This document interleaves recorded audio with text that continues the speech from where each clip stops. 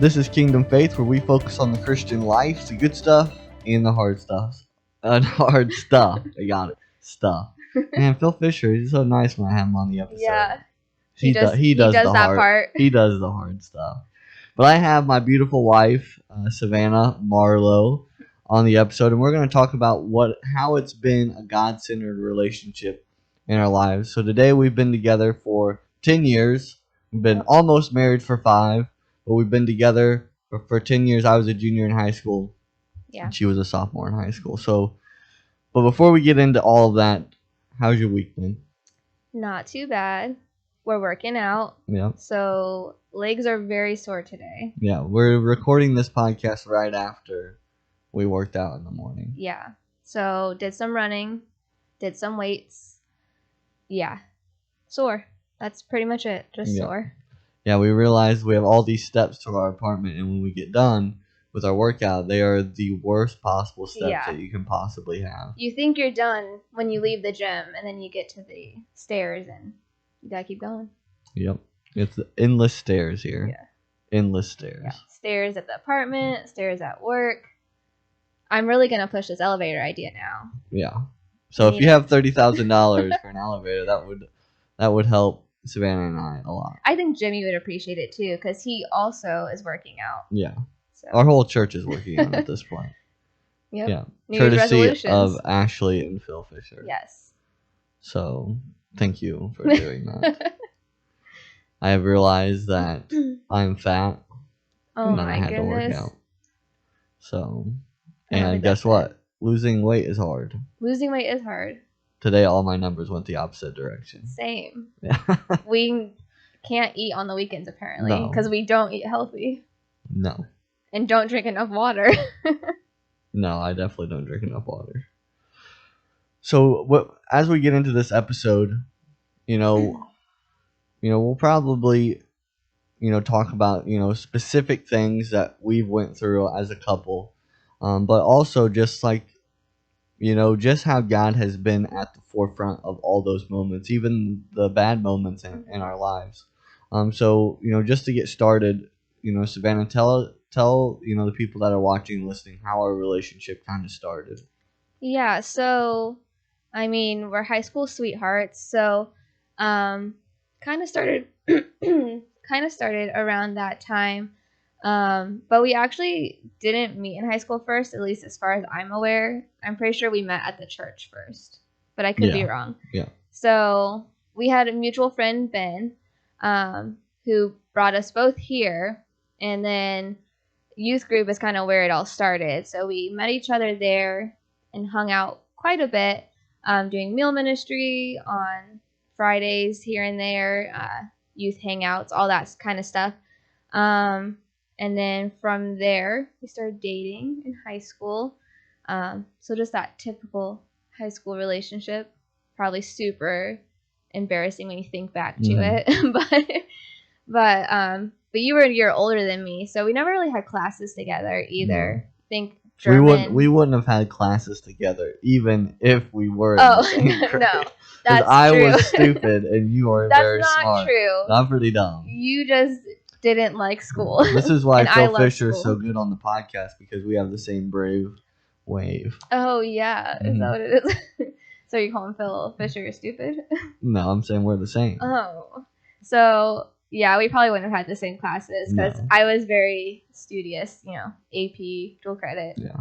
Don't know why I did it to myself, but yeah, so we had German together at one point, but yeah, honestly, our relationship probably wouldn't have happened if we hadn't met in youth, because I don't know if our paths would have ever crossed otherwise. No. But yeah, so it's basically how it started.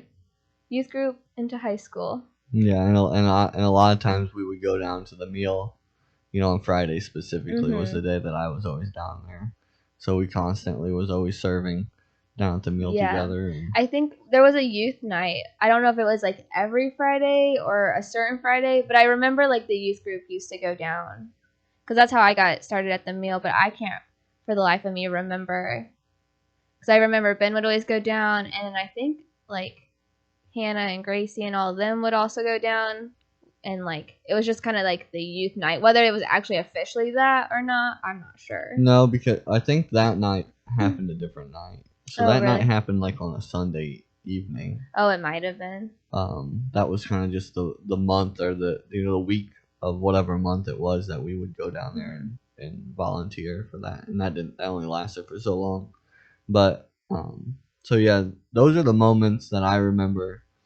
Kind of how we started. And obviously, there's so many awkward moments that we probably had that we didn't realize because we For were sure. young.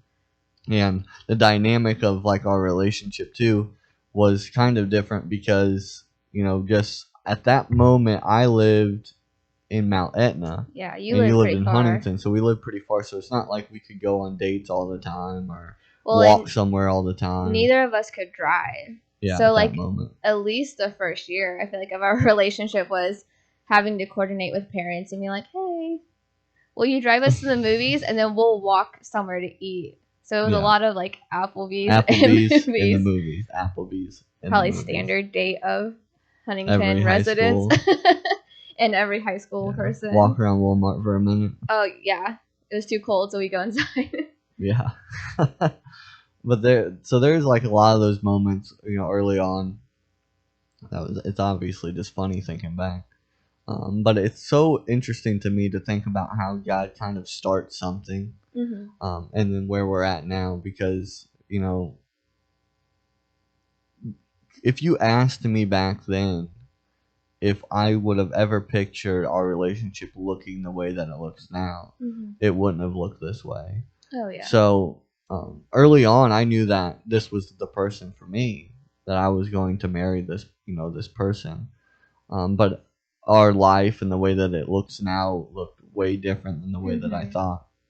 And I think that's so neat, but also, it can be difficult in a relationship when you don't know where things are gonna go.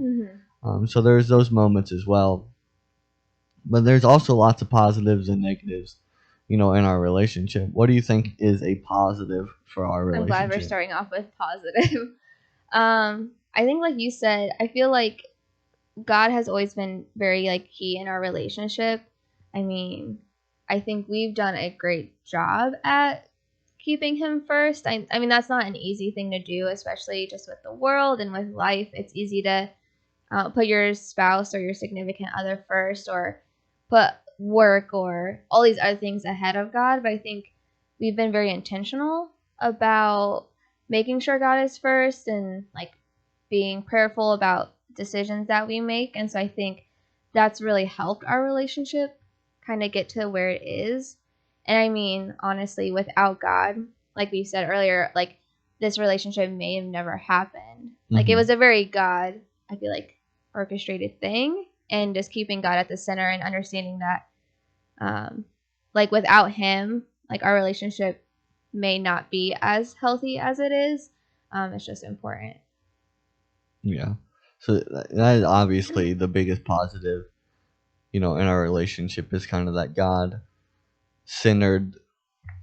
This is how I always kind of describe this kind of the way that we view, church, the way that we view, prayer, all those types of things. That it's an obligation and a want.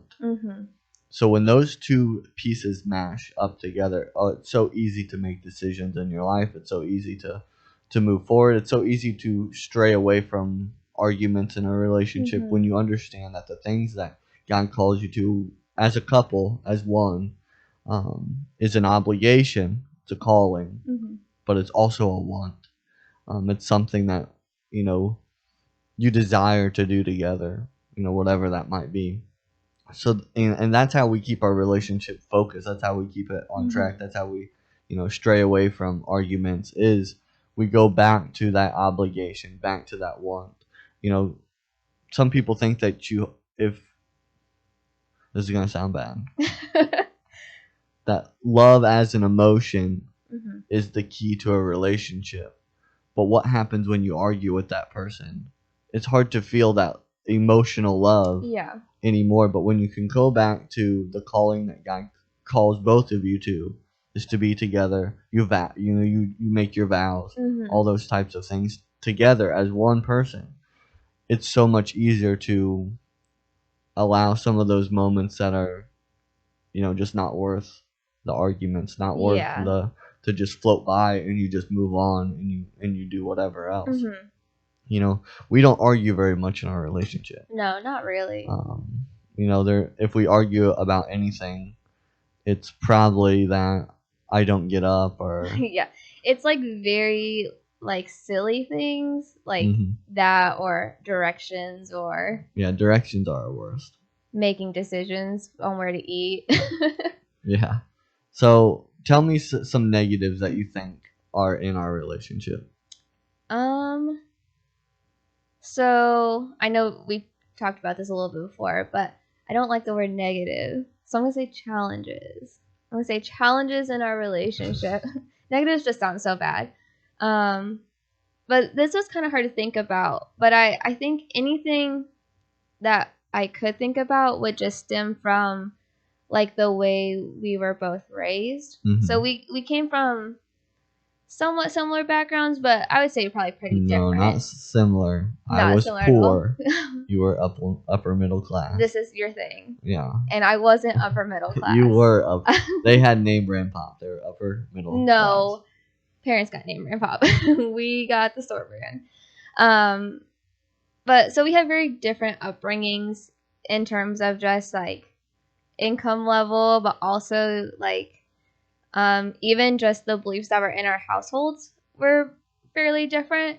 So I think sometimes whenever things come up that we do have disagreements on, it's typically stems from just like how we were raised and Mhm. like still kind of navigating that and like navigating us as our own people and our own family.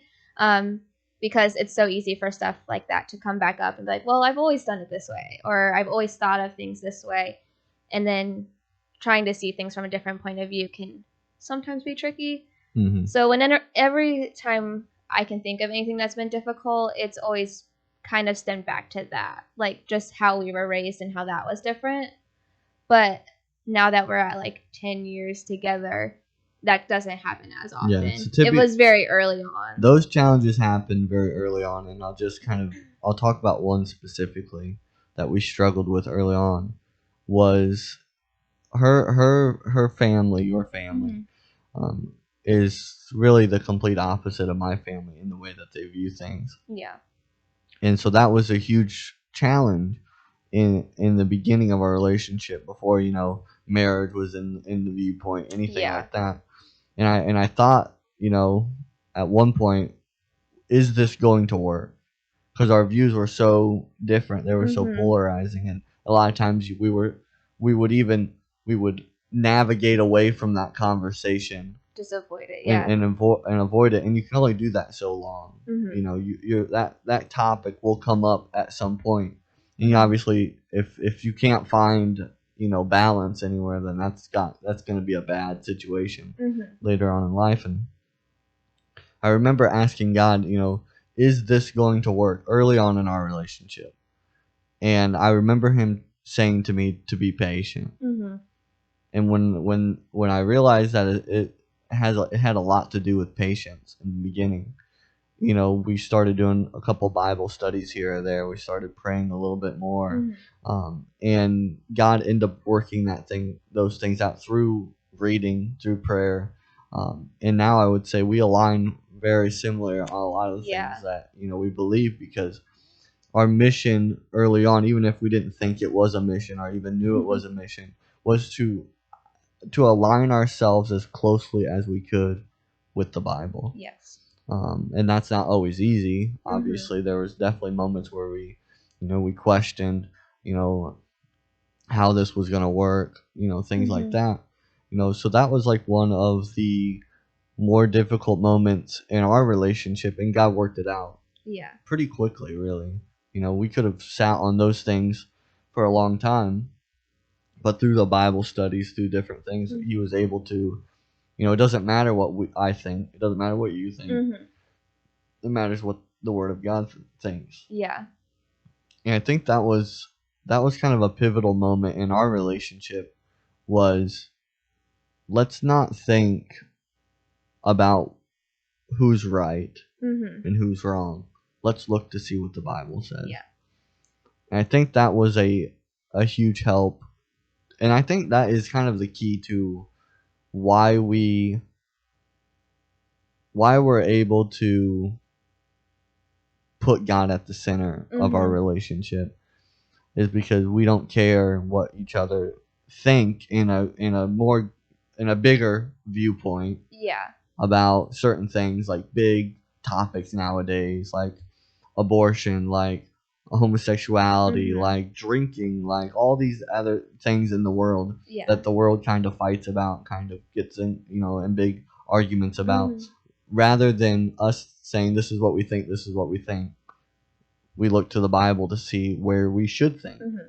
about these things. And I think that's where it definitely has changed over the years, because when we first started dating, we were both very new Christians. I think I had maybe been officially been saved for 2 months, maybe. Yeah. But I had only been coming to church Mm-hmm. for 4 or 5. So, like, all of that was very new to me. Never was really raised in it. I know you had some more background than I did, but we were very new Christians, and I think that's just where over time things got easier too, Yeah. because not only did we have that switch in mindset, but we were also maturing more in our faith, and so we started to get a better understanding of just our beliefs anyways. And then, like you said, we began to lean on the word more, and if there was ever any like differences, or like we weren't sure about certain things, we were pretty quick to turn to, okay, well, what does the Bible say, and then see how that applied in our lives, and where we stood and what we were thinking before, and how we needed to maybe switch our mindsets. Yeah. And so there's a lot of positives, a lot of negatives. You say all my negatives is I don't get up when you want me to We get were up. supposed to say these on the podcast. No, that's what you told me in the beginning. No. When we look, see now look, we're arguing in front of everybody, Oh, and no. everything we said doesn't mean anything. No, yeah, is that I don't get up. That's my Yeah. biggest negative. I'm very much a morning person. You are not a morning person. Yeah, I think of a lot of our. This could be a positive and a negative at the same time. Maybe not. Maybe yeah. I don't know. It's either or. Depends on the day. The people that are watching and listening, they can determine whether this is a positive or negative. But we're very polar opposites in like our patient levels, Mm-hmm. the way we worry. I'm very much go with the flow, carefree, and you're very much planned, organized. Yeah. Which in when I look at it, we balance each other out very very Yeah. much. But obviously, you can get irritated at me for being, so carefree, and I Mhm. can get upset with you for being overly worried about a certain thing. Mm-hmm. So I think, a lot of times those are the moments we try to help each other Mm-hmm. because we are different. Yeah. We're not the same person. And most of the time most of the people that are the same probably struggle because they don't have their significant other who's able to balance them out and pull them in the direction that they need to go. Yeah. So, there's been a lot of moments that we've had with God in our relationship. Like I mentioned with Phil Fisher when we did the podcast, that he let us stay Mm-hmm. with him, at their home. What was that like to do that? Was that ever in your picture to do something like that? I don't think so. I mean, like you said, I'm a pretty big planner, so I'm like, okay, this is how things are going to be, and typically it doesn't go that way, which is probably for the best. My plans probably aren't the best plans at all times, but I mean, we were actually looking to get a house like before we moved in with them. So I know this was kind of a big like topic for us because I didn't really want to do an apartment. I was like, it's cheaper to buy a house. Trying to convince my family of that was a little rough. We had a lot of conversations. And so we were looking to buy a house, but at the time I was still finishing up college because I think I was student teaching. So I was back in town, but was still in college, so I couldn't like have my own income.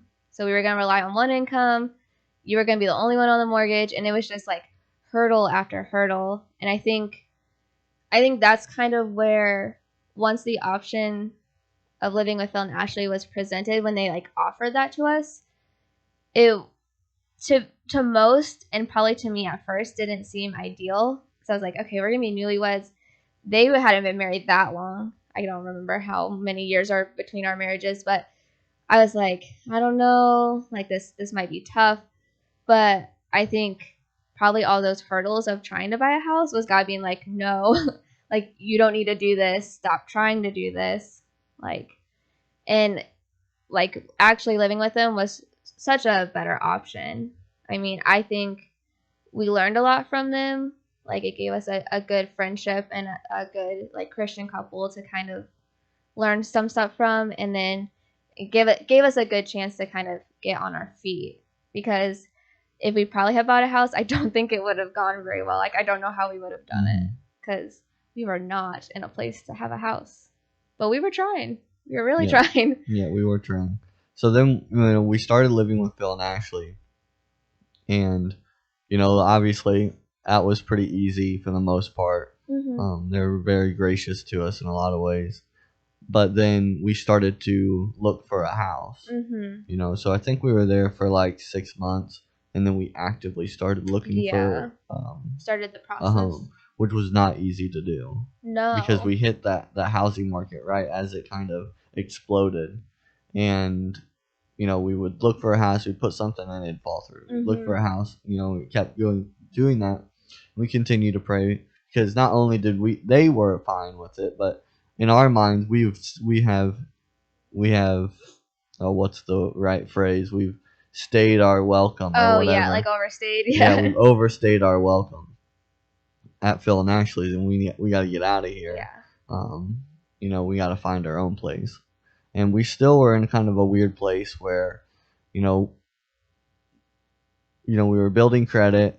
We were trying to, think, do we have enough money to afford, a house? And we were looking at houses that we probably didn't have enough money to afford. And then we had at least I had a very like specific idea of like where I wanted to be and like what type of house I wanted. Even though like I knew it was a starter home, I was like, no, like it has to be in this part of town, and that just made it more expensive. So there was very minimal wanting to give up. Yeah. No sacrifices. So the first house we ended up going to look at, we were about to put an offer in, and it falls through at the last second. Then we looked at so many houses. Tons of homes after all that. And so we ended up later on getting a call back from these people that had the first house. We were like, we're putting an offer in, and we're going to get this home. And they came back and said, are you still wanting a home?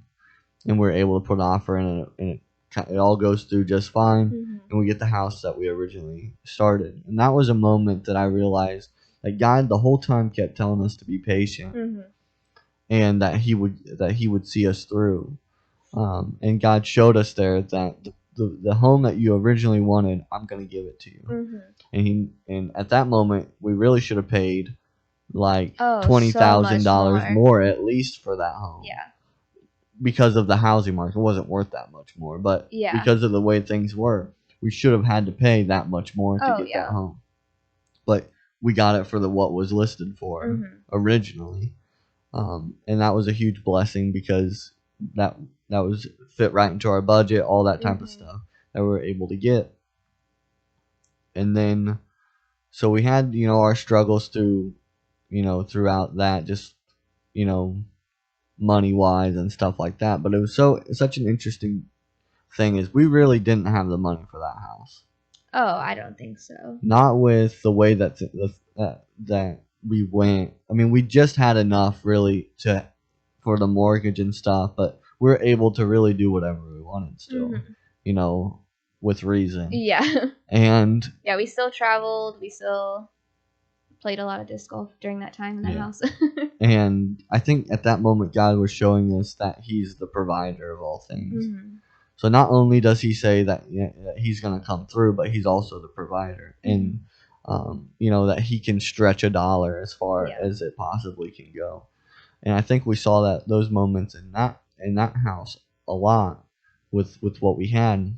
And then, as I've talked about previously on the podcast, was probably the hardest moment we've had as a couple. With my mom passing away and things like that. Because I'm pretty much, your typical man, I guess is what you would say. I don't like to show emotion. You've really from all the way up till then, you'd never seen me probably cry ever. I don't think so. Like, I was convinced you couldn't cry. Yeah. I sit here and cry like every movie. You turn and look at me like ready for the tears, and like I look at you and you're just like, what? That's not sad.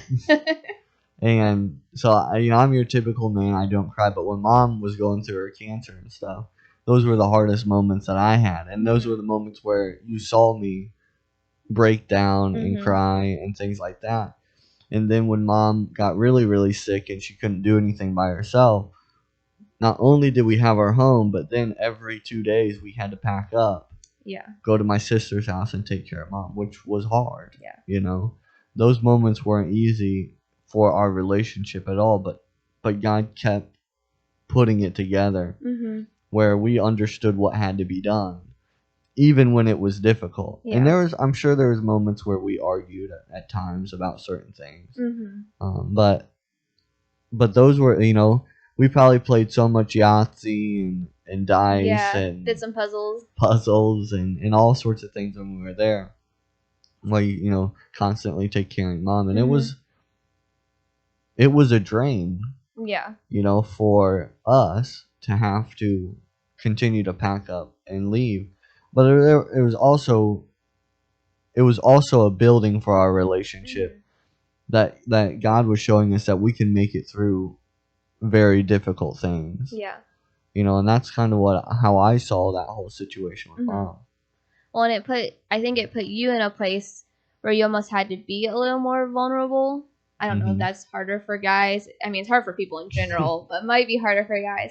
But like even those moments of just like, because I know there was times where I really had to pry because I'd be like, okay, I know something's wrong, and you're like, I remember one day specifically, you were like super upset. I don't remember why. I think you had just gotten off the phone. Your mom. I remember that day very. And you were vividly. So upset, and I was like, you want to talk about it? And you're like, no, I'm just gonna go for a walk. And I was like, no, we're gonna talk about it. And like that was the day like you broke down. I think that was the first moment I was like, okay, yeah, like this is hard. Like I mean, it's not easy, and like I knew it wasn't easy on you, but you were putting up, I think, a pretty good front, like of being like, it's fine, like everything's gonna be okay. And you were probably doing a lot of it for your mom, but I was like, that was the moment where I was like, okay, and like you could see just how hard it was. But I think that was a good moment for us because it gave you the chance to just be vulnerable. And I was like, okay, like we're gonna swap roles here. Like I'm gonna comfort you, and like we're gonna get through this. And like I think you really opened up as much as you were willing, because I mean, like I'm good at prying, and I'm sure there's things you're like, I don't want to talk about this. And I was like, we're gonna talk about it. Like I'm gonna make you. But I think even in that moment too with your mom, like COVID was slightly a blessing. People are gonna hate that I said that, but COVID happened right around when all of that was happening, and like from that gave us the chance to do so much with your mom and to care for her like that, because my job at the time I was teaching, school's closed. And if that hadn't happened, like you would have been able to go do all that, but I would have been at home, and like that would have probably put a big strain on us because we would have been so separate, because there would have been no way I could have drove to South Whitley and back all the time. And so just I think even that, seeing how God worked in that time of just kind of putting life on pause for a little bit to just do what we needed to. Like in the grand scheme of things, is a blessing, even though like it was a pretty tough time all around. And there was a lot into all that. I lost my job during that. So not only do we not have, we just had enough money for the house. I lose my job. right at the start of the year, basically. Yeah. And then the way that, and God kind of just showed that, He opens doors in a lot of different ways. Where I started coming here to the church and working part time for, while we took care of mom. We took care of mom on Monday and Tuesday. I come, on the other different days here part time, and then eventually I was around. It might have been when mom passed away. I came and worked at the church full time, and it's, I was upset when I lost my job. I almost wanted to beg for my job back.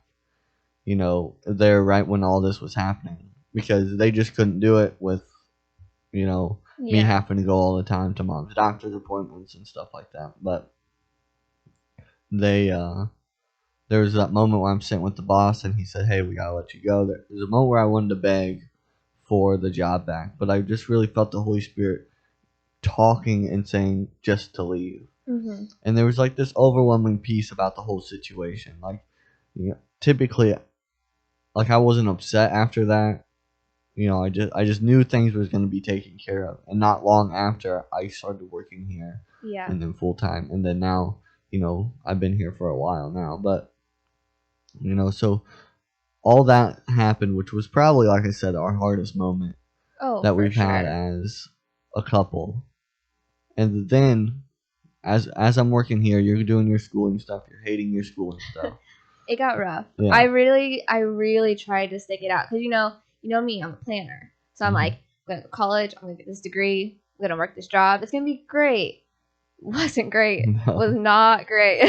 No, there's a lot of moments where it was a lot of tears. Yeah, she was frustrated with how things were going for sure. And I remember, Jimmy comes to me, and kind of talks to me about, some certain things and about this new job. Someone's stepping away. This new job's open, and then Savannah started working at the church as Jimmy's executive assistant and doing grants and fundraising and all the other stuff that you do now. But that's kind of what the idea was when you came in with certain things, and so then you have to think, okay, now we're working together. Yeah. Which I was surprised because Jimmy asked me that very specifically. Was, do you think you can work with your wife? And I didn't see a problem. Yeah. At the time, but in the back of my head, I'm thinking, well, I don't really know. I've never worked with my wife. Worked together. And we're very different the way that we work in general because she's very planned out and I'm not as planned out. And obviously our offices are far away anyways, but we eat lunch together every day. And it's very different because in most relationships, it's like, you work your own job, so you go your separate ways, and for like 8 hours in a day you don't see each other, and then you come back home, and that's when you're like, so you get like a break. We see each other 24/7 basically. And I was surprised to see that we actually worked fairly well together. Knowing that, like, we do different things at the church. But then when you first got the job, not only did I lose my job at that one moment, and then I got this job, but then you started working for the church. So now, obviously, that was a huge pay cut. Yeah. So, like, a huge pay cut, really. So we're still living at that house, but yet God keeps providing for us. We still have enough. We're still able to do pretty much everything. I think maybe we stopped going out to eat one of the 3 days that we went out to eat. And God keeps providing for us. And I really think a lot of that is with prayer too. Because it wasn't just like I'm just going to leave my job. Yeah. Like, that was a tough decision. Because I probably would have just stuck it out at the school. Like, if I really felt like I had to. And, like, if there was no other way. But we prayed a lot. I remember that day when I brought home that paper. Because when you're a teacher, at least I assume in most schools, they make you, like, sign your contract pretty early saying, like, you're coming back or you're not. And a lot of people will just sign it. And then if they change their mind in the summer, like, they at least have, like, something that they can rely on. I remember getting that paper and I was like, I can't sign this. Yes. I was like, there's no way I can't keep doing this. And I remember we sat there And I was like, we need to pray about this. And we prayed together about this decision before I signed the paper saying I wasn't coming back. Yeah. But in that whole moment, it wasn't, you were looking to go to other schools. Yeah. I didn't think I wasn't going to not teach. Yeah. I just thought I was going to be somewhere else. Yeah. And then you got the offer to work here. Yeah. And then you had to make that decision out. Is this the avenue? You spent 4 years doing your degree. Yeah. Still paying some student loan debt. Yeah, and to be honest, your parents were upset that you were going to be a teacher in general. Yeah. To a certain degree, just because there's not a lot of money in it. Yeah. But then, now you have to tell them, I'm not going to teach no more. I'm going to take a huge pay cut and go work at the church. Yeah, not use my degree and everything honestly that like in that moment to probably anybody would have been like, are you crazy? And there's probably moments where I felt like I was crazy. I was like, what am I doing? Yeah. Because it was a very like risky move. But I think because I think there was a lot of like trust. Like I had to have a lot of faith that like it was gonna work out, because even looking for other jobs, I was like, I don't know if I can do this. Like if I apply, like what's gonna happen? Like I'm like, okay, God, like I need you to bring something, because like I had my summer zoo job lined up, but like that was just over minimum wage, and after that it's like, what am I gonna do? Like can't, like you just being at the church by yourself could not be something we could have done. So I was like, okay, God, gotta figure out something. And so I think him bringing this job into my path wasn't something I ever expected, but definitely was a God thing and has been a blessing since, for sure. Mm-hmm. Yeah. I think, too, that just the way that you are now that you are working here is so much different than the way that you were when you were working at the school. Hopefully in a good way. No, in a great way. Just with being positive about how things are going in life and all those things. Even when we were in our first home, it just felt more peaceful, in our relationship and as individuals, knowing that, we've taken this pay cut or whatever, but we feel good, we feel better, we feel like we're where we're supposed to be. And so there's that moment there that we had, with you leaving and coming to work here. Now Jimmy offers us something different, and I didn't know how this one was going to work out, because Jimmy offered us to stay in an apartment above one of the ministries here. And obviously we talked about having our home. You loved our first home was so cute. I was so excited about that house. And Jimmy asked, would you be willing? Because obviously he knew we weren't getting paid a lot, but this was a way potentially to help us get more money, I guess, in the long run that we could save and things like that, was by offering this place, rent free, that type of stuff, part of our pay with the church. And I immediately was like, that's what I want to do. But I also was like, Savannah's not going to want to do that. Wow, you had no faith in me. I really thought that when I came to you with this, because we already had just changed so many things in our lives. Yeah. With all the things we just talked about now, up to this point where now I'm telling you, because when we first talked as a couple, you did not want to live in Huntington. I was very adamant of like, didn't want to be in Huntington, didn't want to live in an apartment. Yeah. And here were these two things. And Jimmy, I basically told Jimmy, I said, well, I don't know what Savannah's think, but let me talk to her about it. And we're driving home, because we drive 30 minutes back home, every day after work.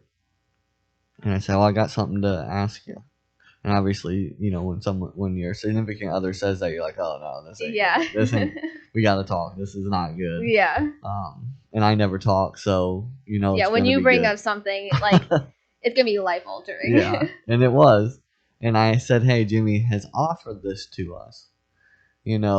What do you think? And I was completely blown away when you thought about it for a minute or so.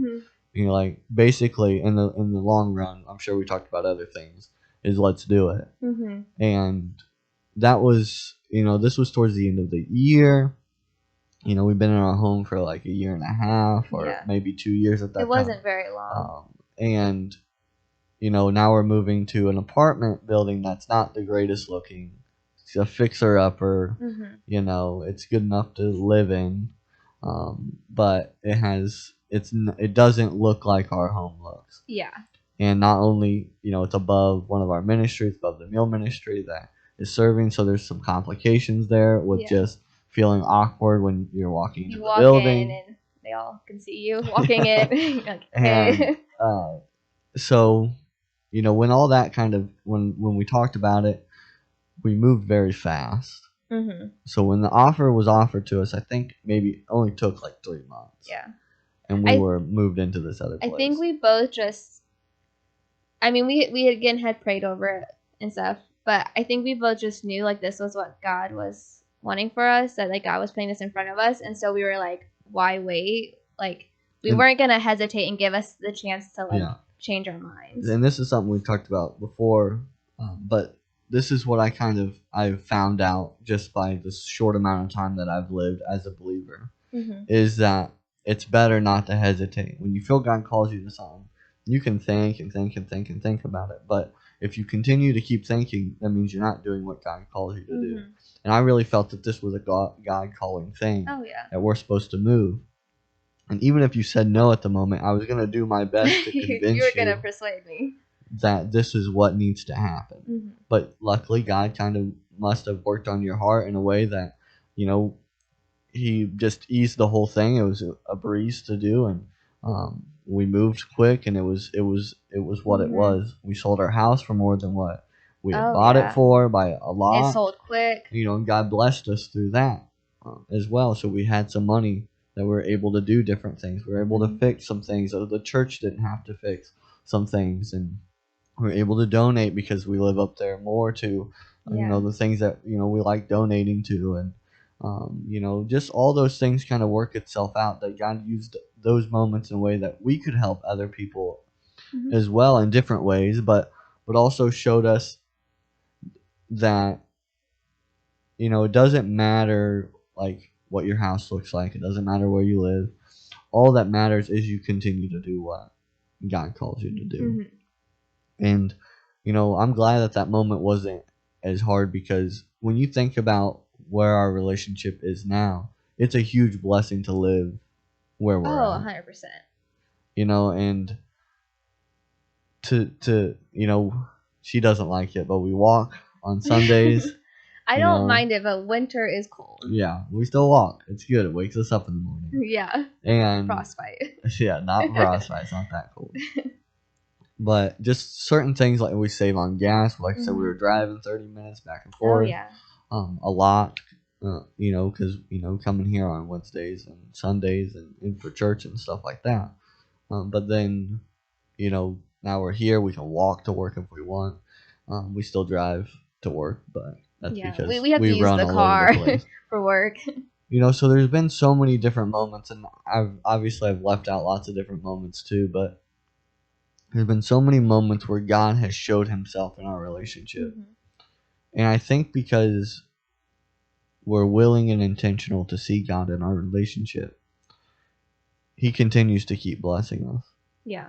And that's a huge thing, because that sets us in a place as a couple to know that no matter how hard or crazy life gets, is that we're able to continue to do what God calls us, because we know what God is able to do after. Yeah. And, that's like, I think that's the key to a relationship. Being willing as a couple to do what God calls you to do. No matter what that is, no matter how scary it might be. Yeah. That's kind of the key to a relationship with God. Relationship with each other, and a relationship with God. Yeah. Be willing to do what God calls you to do.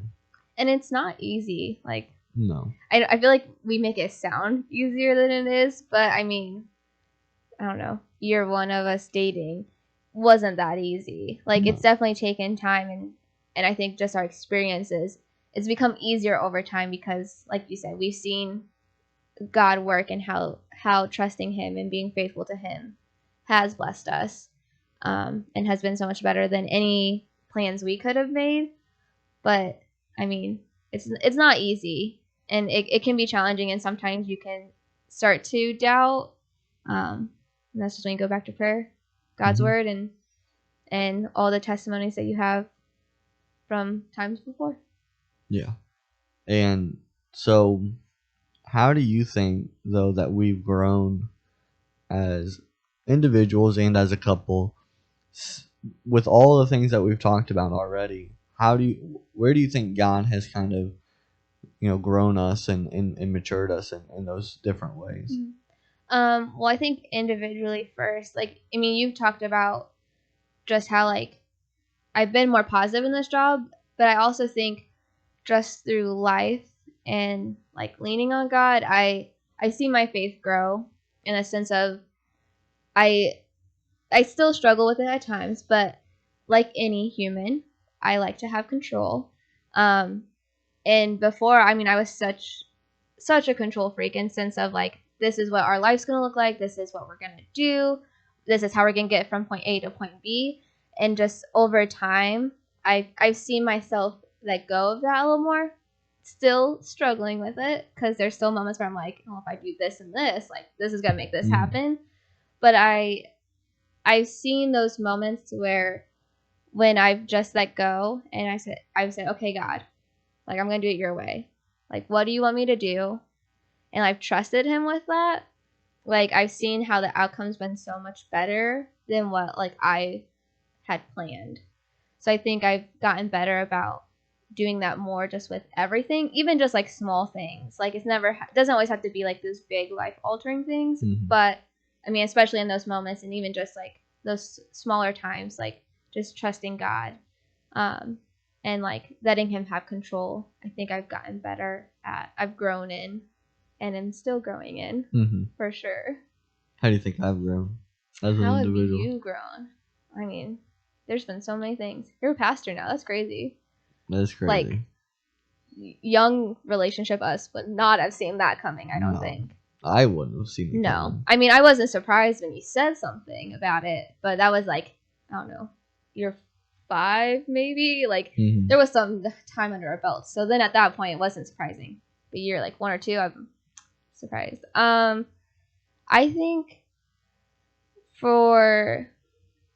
think I don't know if you've necessarily grown, but in our relationship I've seen this a lot where you've taken that role of, like, godly leader. I don't know, like, you've just really accepted that role, and, like, you do it well. I mean, I guess I don't know of other examples because I didn't see that growing up in my life because I wasn't raised in a Christian household. So seeing godly leaders wasn't something I'd seen. But, like, I feel like in our relationship, you've been very good at doing that with just us, but also just within the church. Like, you're not afraid to, like, correct someone in a loving way in terms of just what the Bible says, but also, like, kind of navigating them in a way where, like, they're willing to put God first too, and, like, I feel like really encourage people to do that, and you do that in our relationship and within the church, and I think you're good at that. And I think you've grown in that for sure just through experience.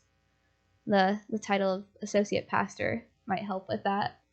Makes it maybe a little bit easier. I don't know, but yeah. Yeah, it does make it easier.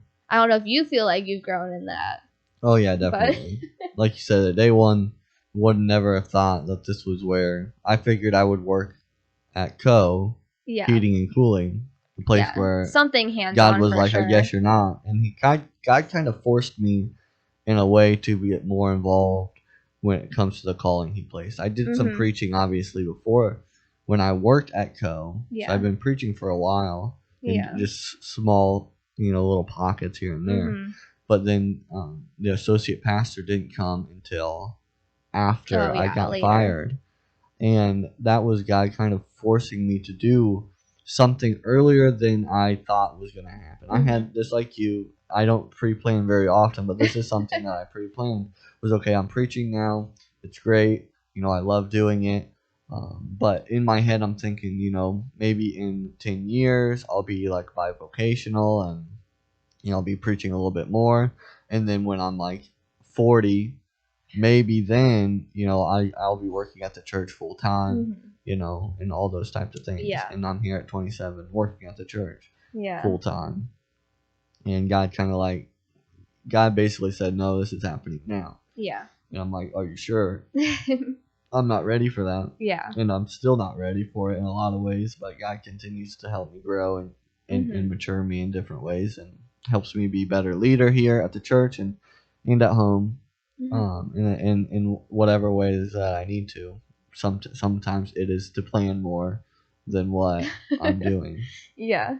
So one of our 4 things that we are kind of our focuses for the year for the church is being prepared.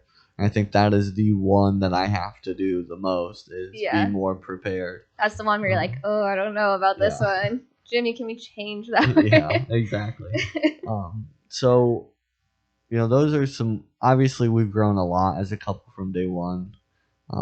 We look at the world a lot different than we did before, and all those moments take time.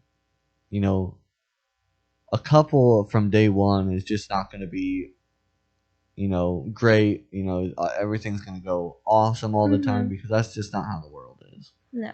Even in our relationship, even the ways that we've grown now, we're going to have to figure out how to grow again when certain moments in life happen. And you'll be on later throughout the year to talk about other things struggles we've gone through, areas that we didn't talk about today, because I want to make it a whole episode about just our struggle with a certain thing, and how that's affected our relationships in different ways.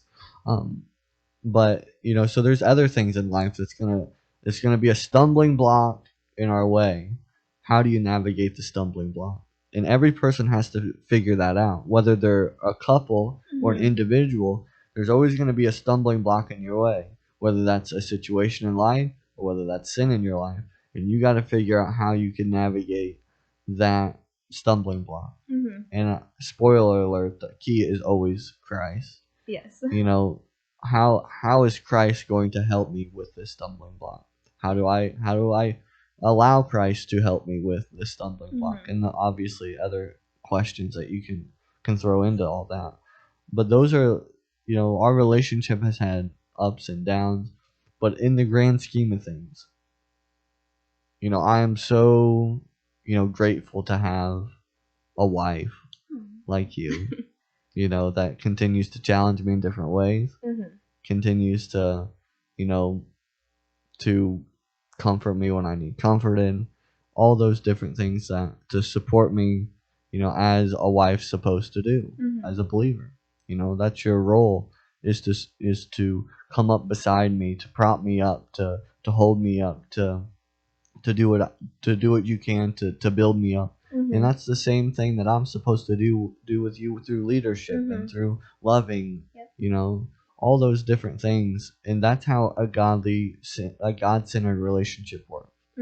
You're going to do the roles God gave you to the best of your abilities, and God's going to give you the strength to keep doing those roles to the best of your ability. And just knowing it's an honor to get to do those. Yeah, it is. They're very specific tasks, though. An obligation and a want. Yeah. When you can view an obligation that God gives you as a want, wow, does life get so much easier to do the things God calls you to do. When you can view it as a want, coming to church, we talk about this a lot. Sometimes maybe we view it a little different than other people. Yeah, but we probably view it different than a lot of people. We're probably weird. So we're here all the time. Yeah. And I go to the extreme where I hate missing for vacations and things like that. We really try not to. Jimmy has helped me a little bit with that. But, we'll work around our vacation to the best we can to not miss as many services. And that's because I view church as an obligation and a want. I want to be here because God wants me to be here. 100%. And I think when we start viewing things like that, your relationship with your significant other becomes so much easier.